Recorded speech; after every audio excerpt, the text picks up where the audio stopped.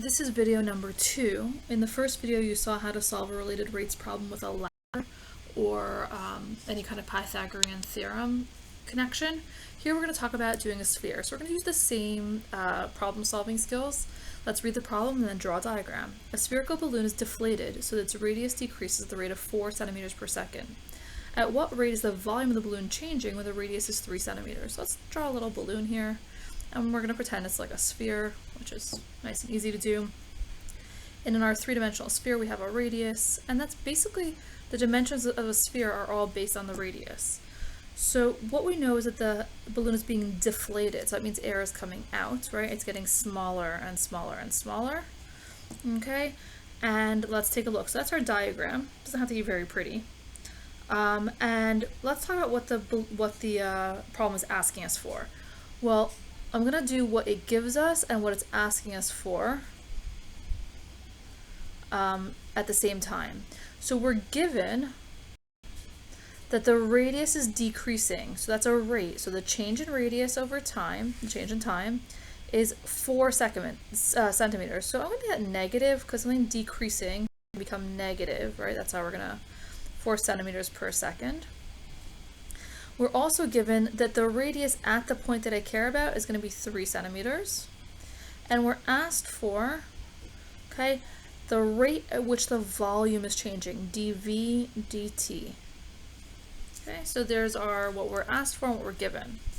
The next piece of information that we want for all these problems is to figure out what geometric formula relates radius and volume and time.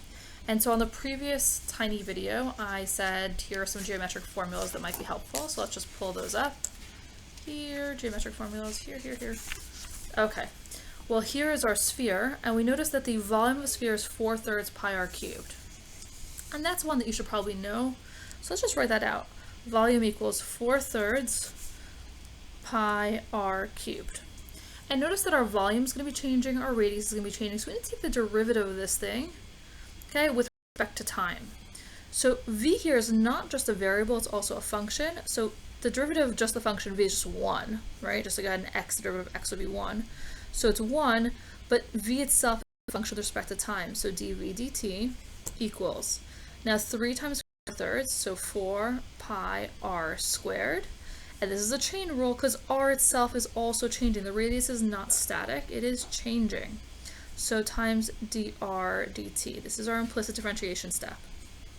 Okay, and so here was our geometric formula that relates them. Here is the actual derivative, and now we're going to start plugging things in as we know them. Okay, so let's take a look. We have 4 times pi, those are constants. Our radius at the moment that we care about is 3 centimeters, and I'm going to leave the units in there. I find that super helpful to getting correct units on my answer. And then dr dt was negative 4 centimeters per second. And it's going to give us dv dt. And let's do a little bit of basic math. So we have 12 times 4 is 48, so negative 48 pi. And I have centimeters, seconds, so centimeters squared per second. Ah, we forgot to square our radius. Oh no. Okay, well, this is why we do more than one take sometimes, but it's good for you guys to see me making mistakes. So let's try that again. 4 times pi times 9 centimeters squared times negative 4 centimeters per second. And notice that I knew I made a mistake because volume's gotta be in centimeters cubed, or in meters cubed, or in feet cubed, or some kind of cubic thing, because volume is three-dimensional. Whereas surface area would be in feet squared or centimeters squared.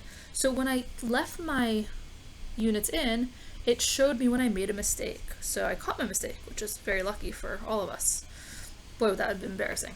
Okay, 4 times 9 is 36, times 4 again. So over here I have my little scratch paper. 36 times 4. Well, 30 times 4 is 120, and 6 times 4 is 24. So 144, nice, beautiful number, negative 144. Okay, we still have our pi, so we did our 4 times 9 times 4. Stick the negative in front. We did a negative times pi. And now we have centimeters squared times centimeters, so centimeters cubed per second. And that's great. That's a volume changing, so that's the unit, the correct unit for volume. And that's the correct unit for time. So if both of those are changing, those are the correct units. So we found dv dt equals negative 144 pi centimeters cubed per second. And you can leave the pi in there, because remember pi is irrational, and so you really don't have to put it as 3.14 or round it, just leave it just the way it is. And that reminds us that this thing is kind of a three-dimensional circle. So it has pi. It's just like every answer with a circle question will have a pi, every answer with a spherical question should have a pi if we're looking for volume.